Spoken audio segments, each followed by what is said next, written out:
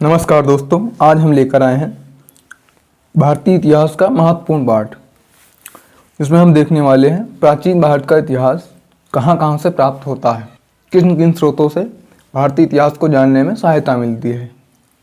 जितने भी important point बनने वाले हैं उन्हें नोट जरूर कर लेना और क्लास ख़त्म होने के बाद उनका रिवीजन जरूर कर लेना ताकि आसानी से याद हो जाए। जैसा कि पिछले वीडियो में मैंने कुछ पॉइंट बताए हैं प्राचीन भारत का इतिहास से संबंधित, तो चलिए शुरू करते हैं। पहला पॉइंट बताया है कि भारत का नामकरण, यानी भारत का नामकरण इंडिया या भारत दो शब्दों में किया गया, जो कि संविधान में भी वर्णित है। तो इंडिया शब्द का उदय कैसे हुआ? इंडिया शब्द का उदय इंडस शब्द से हुआ है। इंडस शब्द का संबंध सिंधुवासियों से है, क्योंकि जो यूनानी आए थे वो जितने भी व्यक्ति थे सिंधु नदी के अगल बगल रहने वाले, या कहा जाए सिंधु सभ्यता में रहने वाले लोगों को इंडस कहते थे। उसी से बना है इंडिया। एक पॉइंट और याद रखना, यहीं से बना हिंदू। सिंधु सभ्यता में जितने लोग रहते थे उन्हें एक स्थानीय भौगोलिक आधार पर उन्हें सिंधु की जगह में हिंदू कहा जाता था। तो ध्यान रखना, जो हिंदू शब्द है ये एक धार्मिक शब्द ना होकर ये एक भौगोलिक स्थिति को बताता है।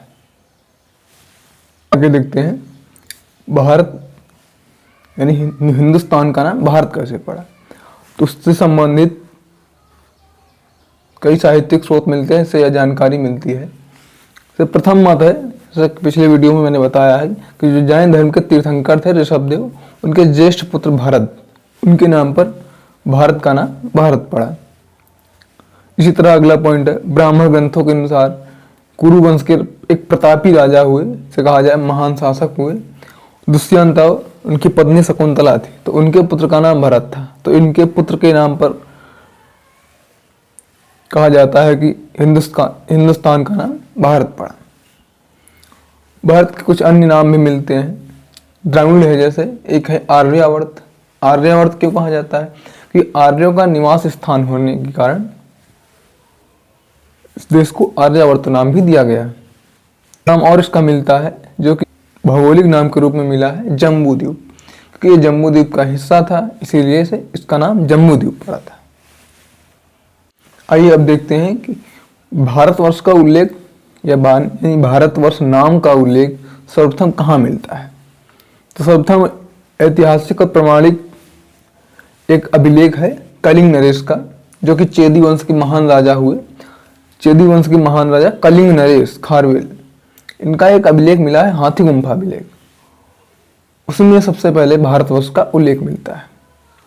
फिर एक दूसरा महान ग्रंथ मिला है पाणिनि जी का अष्टाध्यायी, उसमें भी भारतवर्ष का उल्लेख मिलता है। अब बढ़ते हैं आगे की ओर। तो प्राचीन भारत को जानने के लिए हमारे बुद्धिजीवियों ने या इतिहासकारों ने इसे 3 भागों में बांटा है। यानी 3 प्रकार के स्रोतों से हम प्राचीन भारत को समझ सकते हैं कि हमारी प्राचीन सभ्यता कैसी रही, या जो पुरानी सभ्यता रही उनमें क्या क्या लिपियां रही, कैसा समाज रहा, और भी कई चीजें। राजा का राजत्व के सिद्धांत जैसे अर्थव्यवस्था में मिले हैं, जो कौटिल्य द्वारा रचित है अर्थशास्त्र, उसमें मिला है राजत्व का सिद्धांत, जिसमें शरीर के अंगों से तुलना की गई है। तो देखते हैं, पहला स्रोत है पुरातात्विक स्रोत, दूसरा है साहित्यिक स्रोत, तीसरा है विदेशी उर्वरक। इन तीनों चीजों से भारत के प्राचीन इतिहास को समझने में आसानी होती है। चलिए देखते हैं, पहला पॉइंट है पुरातात्विक स्रोत। तो पहला पॉइंट ये नोट कर लेना कि पुरातात्विक स्रोतों का अध्ययन करने वालों को कहा क्या जाता है। तो पुरातात्विक स्रोतों के अध्ययन करने वालों को पुरातत्वविद कहा जाता है, या इंग्लिश में आर्कियोलॉजिस्ट कहा जाता है। ये पॉइंट नोट जरूर कर लेना। अब पुरातात्विक स्रोतों में शामिल क्या क्या है, जिसका संबंध भूमि से है या किसी न किसी रूप से भूमि से उसका संबंध माना ही जाता है। इसमें सबसे पहले अभिलेख हैं, सिक्के हैं, स्मारक हैं, भवन हैं, महल वगैरह हो गए, स्मृतियां हैं, मूर्तियां वगैरह हो गई, चित्रकला यानी उस समय में कौन कौन से चित्रकलाएं प्रचलित थी या किस प्रकार के भवन बनते थे, किस शैली में बनते थे, ये सारी चीजें इसमें शामिल हैं पुरातात्विक स्रोत में। पुरातात्विक स्रोतों में और भी कई अभिलेख शामिल हैं। सबसे पहला पॉइंट है हड़प्पा सभ्यता से जितने भी अभिलेख मिले हैं, जो कि 2500 ईसा पूर्व के लगभग के पाए जाते हैं। इसमें जो अभिलेख सर्वप्रथम मिले थे उनको पढ़ने में सफलता जेम्स प्रिंसप ने 1837 ईस्वी में प्राप्त की थी, जो कि ब्राह्मी लिपि में पाए गए थे। वो भी सबसे पहला किसका था, किस शासक का था या किस सम्राट का था, तो मौर्य वंश के महानतम शासक राजा अशोक के थे। और कुछ प्रमुख अभिलेख हैं, जैसे खारवेल का हाथी गुम्फा अभिलेख है, रुद्ररामन का जूनागढ़ अभिलेख है, सतकर्णी का नासिक अभिलेख है। सतकर्णी आपके सातवाहन से संबंध रखते हैं। समुद्रगुप्त का भीतरी एवं जूनागढ़ अभिलेख है, गुप्त वंश के महानतम शासक हुए, कई प्रकार की उपाधियां इन्हें मिली, धरणीबंध, लिच्छवी विद्याहित्र वगैरह। समुद्रगुप्त का एक और अभिलेख है प्रयाग स्तंभ लेख, इसके रचनाकार हरसेन हुए। मंदसौर अभिलेख जिसका संबंध यशोधरा द्वितीय से है। एहोल अभिलेख पुलकेशन द्वितीय से इसका संबंध है। भोज का ग्वालियर अभिलेख है। विजय सेन का देवपाड़ा अभिलेख है। ये कुछ प्रमुख अभिलेख हैं जिससे प्राचीन भारत के बारे में जानकारी मिलती है। आइए देखते हैं जो सिक्कों की अभी बात की थी पुरातात्विक स्रोतों में, तो सिक्कों के अध्ययन को कहते क्या है? हिंदी में कहा जाता है मुद्रा शास्त्र, इंग्लिश में कहा जाता है न्यूमिस्मेटिक्स। ये पॉइंट याद रखना कि सिक्कों के अध्ययन को क्या कहा जाता है? न्यूमिस्मेटिक्स कहा जाता है।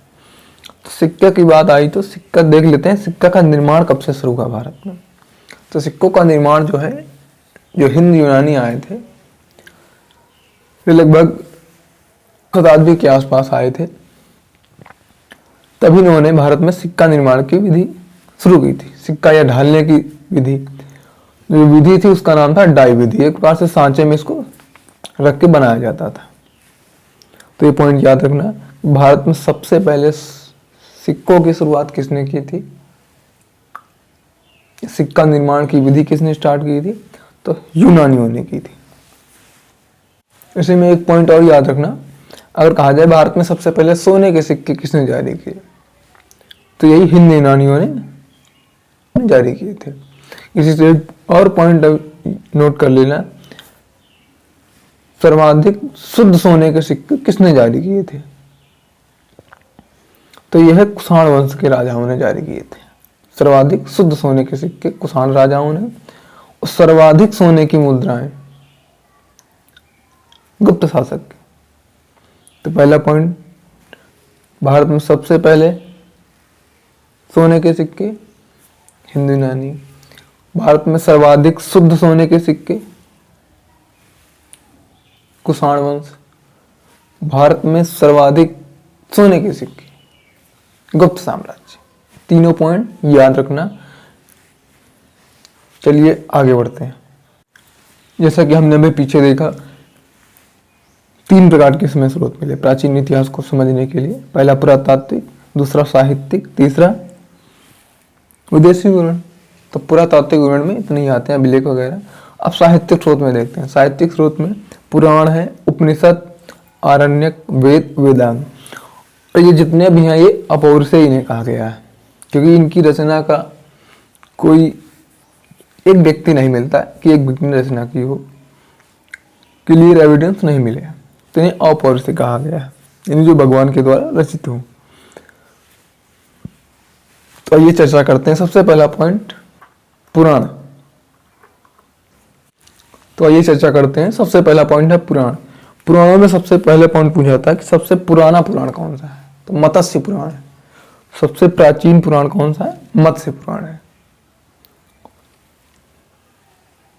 पुराण से संबंधित एक ही 2 क्वेश्चन बनते हैं। एक यही बनता है कि सबसे प्राचीन पुराण कौन सा है? तो मत्स्य पुराण है। पहला पॉइंट है उपनिषद। अच्छा, पुराणों की संख्या कितनी बताई गई है? तो पुराणों की संख्या है 18। पुराणों की संख्या पूछी जाती है, पुराणों की संख्या 18 है। अगर महापुराण पूछे जाए तो वो भी 18 है। आगे उपनिषद। उपनिषदों की संख्या है 108। सबसे अगर कहा जाए सबसे प्राचीन उपनिषद कौन सा है तो छांदोग्य उपनिषद है, जिसमें भगवान विष्णु का वर्णन मिलता है। वेद वेद कितने हैं? 4 वेद हैं। वेदांग कितने हैं? 6। वेदांगों की रचना किस लिए की गई थी? तो वेदों को समझने के लिए वेदांगों की रचना की गई थी। तो आइए वेद को देख लेते हैं। वेद, सबसे प्राचीनतम वेद ऋग्वेद को माना जाता है। सबसे प्राचीनतम वेद ऋग्वेद को माना जाता है। वेदों के संकलन करता महर्षि कृष्णद्वैपायन वेद व्यास जी को माना जाता है। इसमें सबसे प्राचीनतम वेद ऋग्वेद है। इसमें सबसे बाद का वेद, अगर कहा जाए सबसे नवीनतम वेद तो अथर्ववेद है। अगर कहा जाए भारतीय संगीत का जनक कौन सा वेद है तो सामवेद है। और यजुर्वेद, जिसका उपवेद धनुर्वेद है। और ऋग्वेद का उपवेद है आयुर्वेद, सामवेद का उपवेद है गंधर्ववेद, यजुर्वेद का उपवेद है धनुर्वेद और अथर्ववेद का उपवेद है शिल्पवेद। आइए देखते हैं कुछ पॉइंट है ऋग्वेद से संबंधित। तो सबसे पहला पॉइंट है ऋग्वेद में कितने मंडल हैं? तो 10 मंडल हैं। कितने सूक्त हैं? तो 228 सूक्त इसमें पाए जाते हैं। सूक्त का अर्थ क्या होता है ध्यान रखना, अच्छी तरह से जो बोला गया उसे सूक्त कहा जाता है। ऋग्वेद की अगर भाषा पूछी जाए तो वैदिक संस्कृत मानी गई है। वैदिक संस्कृत यानी प्राक संस्कृत भी कहा जाता है।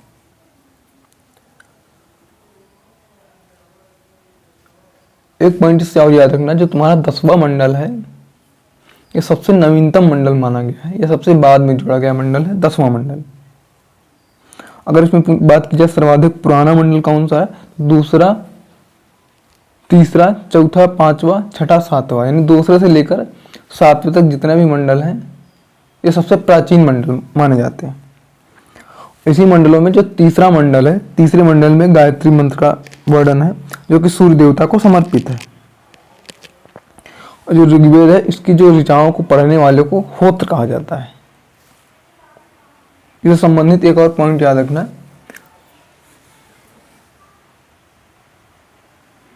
जो तुम्हारा गायत्री मंत्र है इसकी रचना विश्वामित्र जी ने की थी। ये कहा जाए जो ऋग्वेद का तीसरा मंडल है इसकी रचना किसने की थी? तो विश्वामित्र जी ने की थी इसकी स्थापना, इसकी रचना।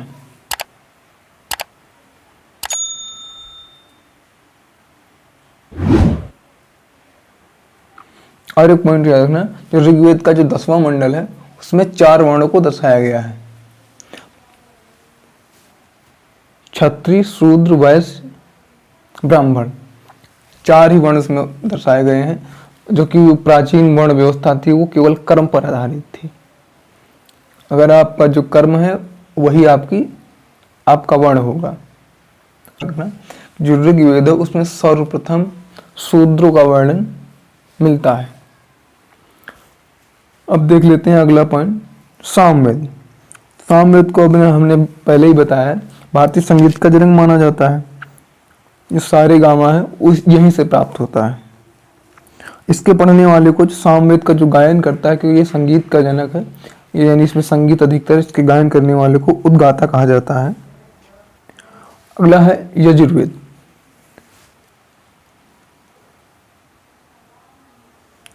यजुर्वेद के पाठ करने वाले को अर्धव्यु कहा जाता है। इसके 2 खंड हैं, एक है कृष्ण यजुर्वेद, एक है शुक्ल यजुर्वेद। यजुर्वेद का उपवेद है धनुर्वेद। अगला पॉइंट है अथर्ववेद। अथर्ववेद की रचना अथर्वा ऋषि जी ने की थी। इसमें तंत्र मंत्र संकलित है, टोटके संबंधित चीजें, रोग निवारण संबंधित, जादू टोना वगैरह इससे संबंधित है। इसके बाद कुछ ब्राह्मण ग्रंथ हैं, इनका संबंध वेदों से है। जैसे ऋग्वेद से संबंध है, एक ब्राह्मण ग्रंथ है ऐतरेय और कौशिकी का संबंध, ये ब्राह्मण ग्रंथ है। अगला पॉइंट है महाकाव्य। तो महाकाव्य में सबसे पहला आता है रामायण, जिसकी रचना पहली एवं दूसरी शताब्दी के दौरान संस्कृत भाषा में की गई थी। इनकी रचना महर्षि वाल्मीकि जी ने की थी। इसमें मूलतः 66 श्लोक थे, मगर कालांतर में अगर कहा जाए वर्तमान में 12,000 श्लोक हुए और फिर 24,000 श्लोक वर्तमान में मिलते हैं। तो इसका नाम बदलकर चतुर्विंशत सहस्त्री भी कर दिया गया था, या इसका नाम कहीं कहीं चतुर्विंशत सहस्त्री संहिता भी मिलता है। इसमें अगर पूछा जाए इसमें कितने कांड हैं, तो इसमें 7 कांड पाए जाते हैं, जो इस प्रकार हैं: बाल कांड, अयोध्या कांड, अरण्य कांड, किष्किंधा कांड, सुंदर कांड, युद्ध कांड एवं उत्तर कांड, ये 7 कांड इस रामायण में मिलते हैं। अगला महाकाव्य है महाभारत, जिसकी रचना ईसा पूर्व की 4वीं शताब्दी के आसपास महर्षि व्यास जी ने की थी। इसमें भी मूलतः 8800 श्लोक थे, जिसे जय संहिता कहा जाता था। और कहा जाए महाभारत का प्राचीन नाम क्या है तो जय संहिता था, मगर वर्तमान में श्लोकों की संख्या 24,000 हो गई है, तब से यह महाभारत कहलाई।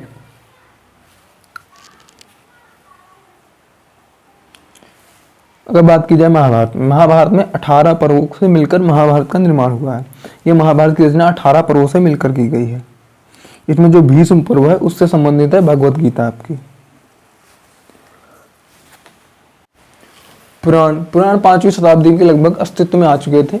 इनकी संख्या 18 है। सबसे पुराना पुराण अभी हमने बताया मत्स्य पुराण है, और सबसे प्राचीन पुराण मत्स्य पुराण है,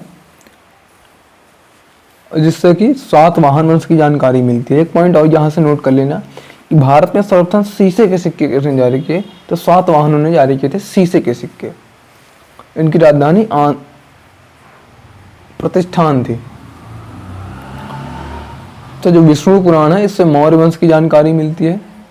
जो वायु पुराण है इससे गुप्त वंश की जानकारियां मिलती हैं। आइए अब देखते हैं बौद्ध साहित्य। तो बौद्ध साहित्य में जातक कथा और त्रिपिटक, ये दोनों मुख्य स्रोत हैं जहाँ से बौद्ध साहित्य की जानकारी मिलती है।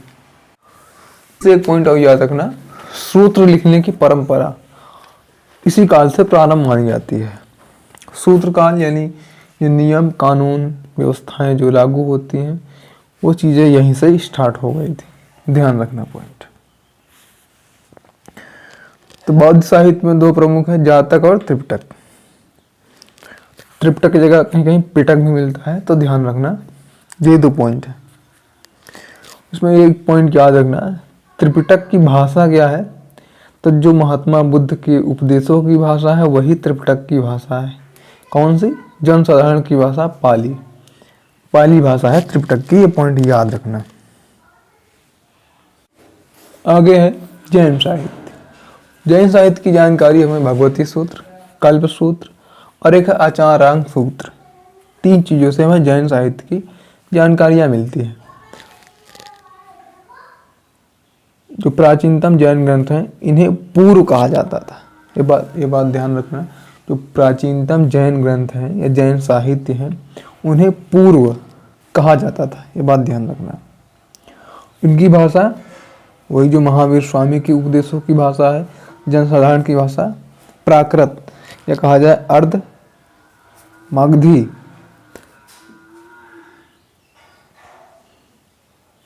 एक पॉइंट और याद रखना, जैन साहित्य में जो आगम है, आगमों का महत्वपूर्ण स्थान माना जाता है। जो आगम ग्रंथों की रचना है, कहते हैं कि जो श्वेतांबर संप्रदाय के आचार्य थे उनके द्वारा की गई, कि जो जैन धर्म है जब अपने पतन की ओर बढ़ रहा था ये 2 भागों में विभाजित हुआ था, श्वेतांबर और दिगंबर। तो जो श्वेतांबर संप्रदाय के आचार्यों ने आगम साहित्य की रचना की थी। इनकी भाषा हमने बताई प्राकृत, और ये कहीं कहीं संस्कृत भाषा में मिलते हैं। अब देखते हैं कुछ जो भारतीय साहित्यकार हुए उनके जो प्रमुख ग्रंथ हैं वहाँ से जो प्राचीन भारत की जानकारियाँ मिलती हैं। तो पहला ग्रंथ है भारवी रचित ग्रंथ है किराता अर्जुनीयम। अगला है दंडी जी का 10 कुमार चरितम। कालिदास रचित है कालिदास द्वारा रचित है अभिज्ञान शाकुंतलम, ऋतसंहारम, मेघदूतम। इस तरह के कई ग्रंथ हैं कालिदास जी के। कालिदास जी को भारत का शेक्सपियर भी कहा जाता है, ये बात ध्यान रखना। तुलसीदास रचित रामचरितमानस है जो कि अवधी भाषा में है। अगले लेखक है विल्हण। इनका प्रमुख ग्रंथ है विक्रमांक देवचरित्र, कल्हण, रातरंगड़ी में कश्मीर का संपूर्ण इतिहास मिलता है। फिर है दक्षिण भारत का एक इतिहास संगम साहित्य। इनके रचनाकारों के बारे में पूरी जानकारी नहीं मिलती है, मगर जो संगम साहित्य माने जाते हैं वो अधिकतर दक्षिण भारत के ही माने जाते हैं। अगला ग्रंथ है मृच्छकटिकम, जो कि शूद्रक द्वारा लिखा गया है। आइए देखते हैं कुछ विदेशी विवरण है, जैसे फाहियान और हुएनसांग। ये दोनों, फाहियान आया था चंद्रगुप्त के समय और हुएनसांग आया था तुम्हारा हर्षवर्धन के समय। तो फाहियान का एक प्रमुख ग्रंथ है, अगर कहा जाए ग्रंथ नहीं, या कहा जाए यात्रा वृत्तांत फोकियों की, जिसमें कि भारत के सामाजिक परिदृश्य को दिखाया गया है। हुएनसांग सीयू की, ये एक बौद्ध भिक्षुक के रूप में शिक्षा ग्रहण करने आया था नालंदा विश्वविद्यालय में, और ये आया यहाँ पर, इसने शिक्षा भी ग्रहण किया और इसने यहाँ पर अध्यापक का भी कार्य किया और अपना ग्रंथ लिखा, यह यात्रा वृत्तांत लिखा सीयू की, जिसमें कि भारत का ग्रामीण परिवेश और सामाजिक परिवेश दोनों की जानकारियाँ यहाँ से मिलती हैं। अगला पॉइंट है इंडिका, किसका है? मेगास्थनीज का है। अगला है अलबरूनी, अलबरूनी की द्वारा लिखित एक साहित्य है तहकीक हिंद। प्लिनी का है नेचुरल हिस्ट्री, जिससे कि भारत के ग्रामीण परिवेश की संपूर्णतः जानकारी मिलती है। अगली पुस्तक है टालमी की जियोग्राफी। टालमी की जियोग्राफी और प्लिनी की नेचुरल हिस्ट्री, दोनों का पूर्णतः संबंध भारत के सामाजिक या ग्रामीण परिवेश से है। और आपको बताते चले कुछ प्रमुख प्राचीन काल की महत्वपूर्ण पुस्तकें हैं जो कि नोट कर लेना। बुद्ध चरित्र, इसे बौद्धों का रामायण भी कहा गया है, यह अशोकों द्वारा रचित है। इसकी जो रचना का काल है कुषाण काल में इसकी रचना की गई थी। कामसूत्र, इसके रचनाकार वात्स्यायन है, इसकी रचना गुप्त काल के समय की गई थी। देवी चंद्रगुप्तम, जिसमें देवी और चंद्रगुप्त के बीच में जो संबंध है उसको दर्शाया गया है। मुद्रा राक्षस, इसकी रचनाकार है विशाखदत्त, इसकी रचना भी गुप्त काल के समय में हुई। आगे बृहत संहिता, जो कि वराह मिहिर की है, बहुत ही इंपॉर्टेंट है, इसकी भी रचना का समय गुप्त काल है। पंचतंत्र, सबसे ज्यादा पूछी जाने वाली पुस्तक है पंचतंत्र, जिसके रचनाकार है विष्णु शर्मा। कादम्बरी, जिसकी रचना बाणभट्ट ने की थी 7वीं शताब्दी के आसपास, नागानंद रत्नावली प्रियदर्शिका, तीनों के रचनाकार हर्षवर्धन, 7वीं शताब्दी में इसकी रचना की गई थी। यूनानी लेखों में सबसे प्राचीन एक है हेरोडोटस, इसे इतिहास का पितामह भी कहा जाता है। इसकी पुस्तक है हिस्टोरिका। हिस्टोरिका में प्राचीन भारत के बारे में अधिकतर जानकारियाँ मिलती हैं। इसे ऐतिहासिक ग्रंथ भी माना जाता है। इसमें भारत और फारस के बीच जो संबंध थे उसके बारे में इसका भी वर्णन मिलता है। गीत गोविंद, जिसकी रचना जयदेव ने की थी लगभग 12वीं शताब्दी के आसपास। पृथ्वीराज रासो, जिसकी रचना चंद्रबरदाई जी ने की थी, 12वीं शताब्दी के आसपास इसकी भी की गई थी। काव्य मीमांसा और कर्पूर मंजरी, दोनों की रचना राजशेखर ने की थी, ये 10वीं और 11वीं शताब्दी के आसपास। तो आज के वीडियो में इतना ही। अगर वीडियो पसंद आई हो तो कमेंट बॉक्स में ज़रूर बताएं वीडियो कैसी लगी। हमारी वीडियो देखने के लिए शुक्रिया। नमस्कार।